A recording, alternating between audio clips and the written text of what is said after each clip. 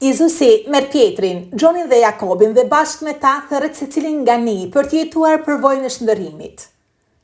Momentit e shndërrimit i kemi jetuar edhe ne, por dëshirojmë si Pietri që të zgjasin shumë.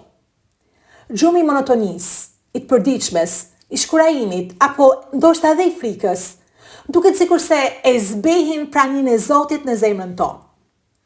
Dëshirojmë të jetojmë momentin e lavdisë pa kaluar nëpërmjet vuajtjes, vetmuhimit dhe kryqit. Sot, Ungjilli na kujton se koordinatet e të krishterit janë përvoja e malit, aty ku Zoti na dëftohet, por edhe e fushës, e bashkëndarjes me vëllezër dhe motra. Zëri yt o Zot, hyn në thellësitë e shpirtit ton, te i kalon frikrat dhe drita jote ndriçon çdo errësirë. Na mbështjell në praninë tënde dhe na bëj të shndritshëm fal dritës sate që ke ndezur në zemrat tona.